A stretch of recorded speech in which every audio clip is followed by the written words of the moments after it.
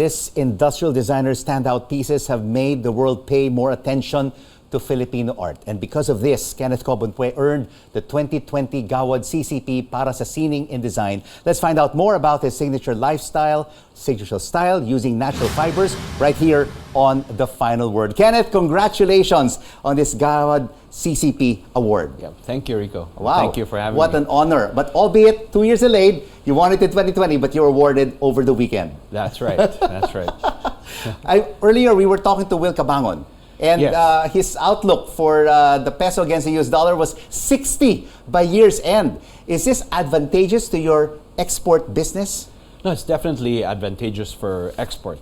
I only wish we could export more. But we also have on the other side some logistical problems. It's getting hard. Although it's improved over a few months, it's hard to get containers. The cost of shipping has gone up. And that's plus, of course, the state of the world economy, right? With Europe, with the war,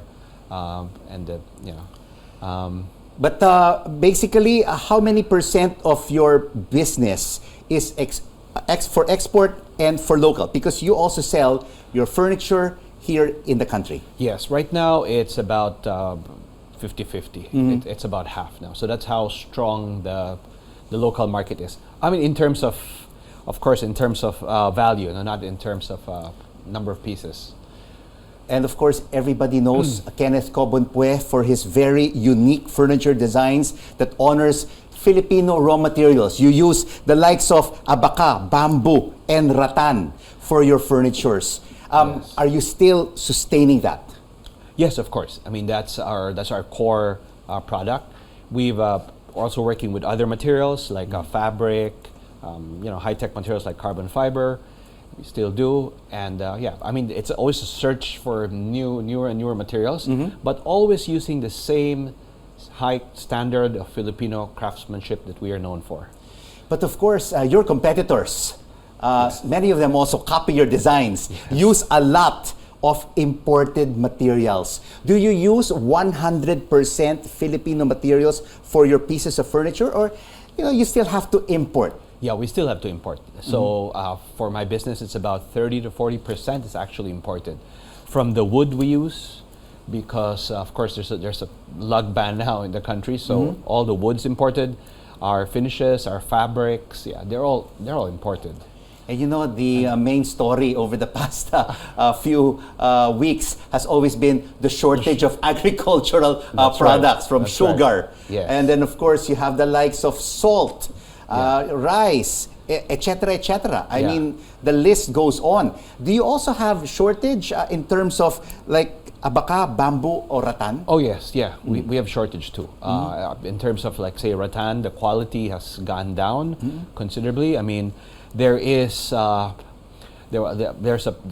problem now because a lot of these the good rattan poles are illegally exported outside the country, even when it's actually illegal to export raw goods, but that's another story. But yes, we do have shortage. Yeah, you have to wrestle with this, no? Yes, wrestle with so many issues, especially if you want to promote Filipino products that are 100% materials and made here in the country. That's right. Yes, that's right. And what about on the business side, Kenneth? Has it picked up compared to pre-pandemic levels?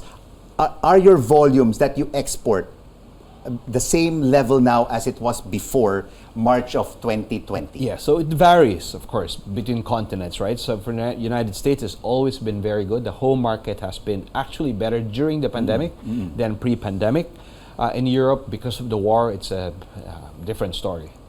So we're not exporting as much anymore to Europe. And the United States too has slowed down because there's a looming recession that's coming. So where is the growing market? What about here in Asia? Yeah, here in Asia, it's pretty. I think that's China too. I mean, pre-pandemic. I think that's the growth market. We've also exported actually to China, and of course here locally, it's very positive. I mean, there's still growth here, the local economy.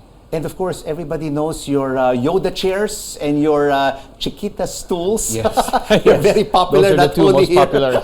and worldwide. I mean, where do you get your inspiration to come up with these beautiful and award-winning designs?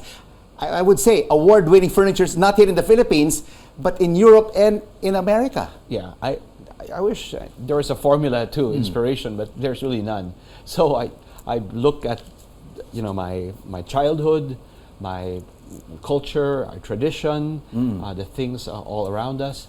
I think that the mastery of design comes from turning these things into abstract objects, you know, and then letting the user make that connection between the inspiration and the finished piece. Yeah.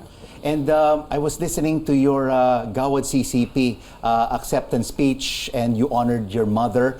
How influential has she been in your life and in your career as a designer? Oh, I remember my mother used to read me stories every night without fail. Wow. Yeah, and she would read me stories about castles, about faraway lands, about almost anything. She would pick up a book on the shelf and read me these stories, and my mind would start working. And the next morning would find me trying to draw these things or build. You know, it was a very creative childhood I had. Yeah. So to all the mothers out there, do try to read. You know, read up. And I think there is nothing beats you know, words. You know, when you have words and you get to dream, you're forced to imagine what it looks like. You know, I think nothing beats that when it comes to training your mind. And we salute all the mothers out there right. for inspiring your children to great heights. And of course, you say there's no real formula when you're designing your furniture, but of course, there are so many aspiring designers out there, Kenneth, who look up to you. You are a role model to them. What advice can you give them to be unique and stand out with their designs? Yeah. You know, I have to admit, today it's getting really hard to be really unique and very hard to find the next new thing, because design and everything has become so globalized. You know, everything's out there, and I think we have to look inside ourselves, our culture, our history, our past, and because that's what makes us unique in the world. And I think we have to look at, take all the resources around us, and use the skills of our people to create really something that's different, something that's new. You are indeed an inspiration to many Filipinos here and around the world. Kenneth Cobonpue, thank you so much for joining us on The Final Word. And thank you too, Rico.